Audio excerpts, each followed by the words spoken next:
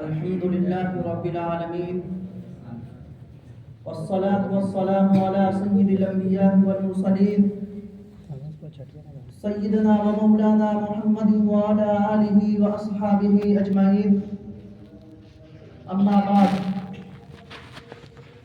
محترم حاضرین مجلس اور میرے مشفق اساتذہ کرام، السلام علیکم ورحمۃ اللہ وبرکاتہ۔ آج میں آپ لوگوں کے سامنے کسب حلال کی اہمیت پر روشنی ڈالنا چاہتا ہوں اور یہ بتانا سمجھتا ہوں کہ آج کل ہمارے سماج اور معاشرے میں، اور یہ بتانا چاہتا ہوں کہ اسلام نے حلال کمائی پر کس قدر زور دیا ہے۔ محترم حضرات، اس میں کوئی شک نہیں ہے کہ اسلام نے انسان کو روزی حاصل کرنے اور مال کمانے کی اجازت دی ہے۔ اللہ تعالیٰ قرآن کریم میں ارشاد فرماتا ہے فَإِذَا قُضِيَتِ الصَّلَاةُ فَانتَشِرُوا فِي الْأَرْضِ وَابْتَغُوا مِنْ فَضْلِ اللَّهِ، پس جب نماز ہو چکے تو زمین میں پھیل جاؤ اور اللہ کے فضل رزق کو تلاش کرو۔ اللہ رب العزت دوسری جگہ ارشاد فرماتے ہیں وَلَا تَنْسَ نَصِيبَكَ فِي الدُّنْيَا، تمہارا جو حصہ دنیا میں ہے اسے نہ بھولو۔ لیکن اسلام کمائی کے سلسلے میں دو باتوں کی خاص طور سے ہدایت دیتا ہے۔ ایک یہ کہ انسان خود کمائے، خود محنت و مزدوری کرے اور دوسروں کے سامنے ہاتھ نہ پھیلائے۔ محنت و مزدوری اور اپنے ہاتھ کی کمائی کے سلسلے میں احادیث کریمہ میں بہت سے فضائل آئے ہیں۔ ایک حدیث ہے جس میں رسول اللہ صلی اللہ علیہ وسلم نے ارشاد فرمایا ان اطیب ما اکلتم من کسبکم، سب سے پاکیزہ کھانا جو تم نے کھایا وہ تمہاری اپنی کمائی کا ہے۔ دوسری حدیث میں ہے کہ صحابہ کرام رضوان اللہ تعالی علیہم اجمعین نے آپ صلی اللہ علیہ وسلم سے دریافت کیا اے اللہ کے رسول صلی اللہ علیہ وسلم ای الکسب اطیب، کون کمائی سب سے پاک ہے؟ تو حضور صلی اللہ علیہ وسلم نے فرمایا عمل الرجل بیدہ وکل بیع مبرور، آدمی کے اپنے ہاتھ کی کمائی اور ہر وہ خرید و فروخت جو شرعی تباہ سے پاک ہو۔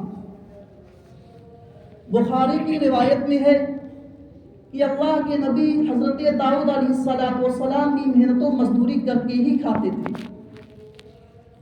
محترم سامعین کرام، یہ وہ حدیث تھی جن سے اسلام میں محنت و مزدوری اور اپنے ہاتھ کی فضیلت و اہمیت کا پتہ چلتا ہے۔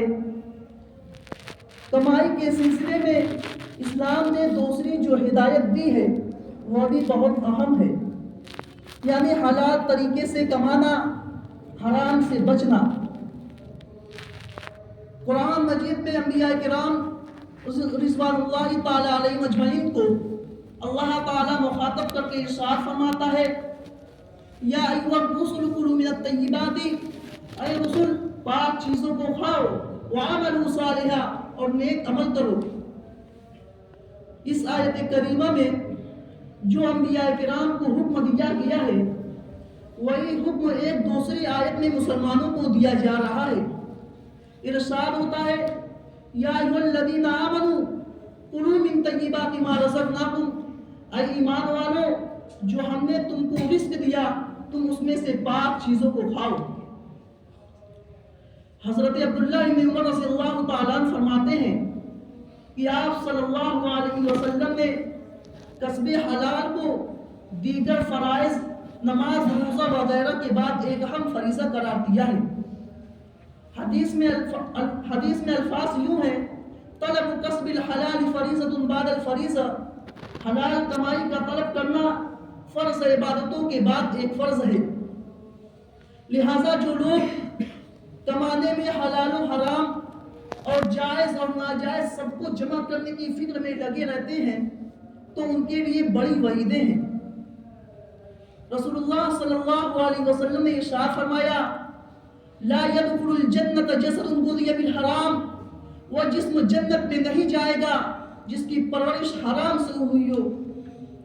دوسری حدیث میں حضرت عبداللہ بن عمر رضی اللہ تعالیٰ عنہ فرماتے ہیں کہ اگر کسی شخص نے 10 درہم کا ایک کپڑا خریدا اور اس میں 1 درہم حرام کمائی کا تھا، تو وہ جب تک کپڑا اس شخص کے بدن پر رہے گا اللہ تعالیٰ اس کی نماز قبول نہیں کرے گا۔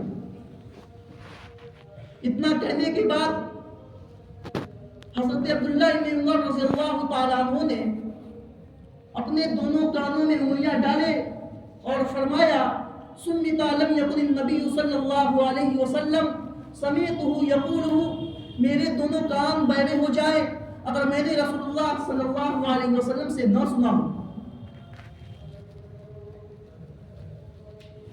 اگر میں نے رسول اللہ صلی اللہ علیہ وسلم سے نہ سنا ہو۔ سوچئے کیسی رونگٹے کھڑے کر دینے والی بات ہے۔ اگر اس کے بعد بھی اگر ہمیں ہوش نہ آئے اور ہم حلال و حرام اور جائز اور ناجائز کی تمیز کے بغیر کھانے اور کمانے میں لگے رہے تو کیا ہم پر حضور صلی اللہ علیہ وسلم کا ارشاد صادق نہ آئے گا؟ یاتی علی الناس زمان لا یبالی المرء ما اخذ منه من الحلال ام من الحرام، لوگوں پر ایک زمانہ ایسا آئے گا کہ آدمی کو اس کی بھی فکر نہ ہوگی جو اس نے لیا ہے وہ حلال ہے یا حرام۔ محترم حضرات، ہمیں سوچ سمجھ کر کام کرنا چاہیے۔ دنیا کے چند روز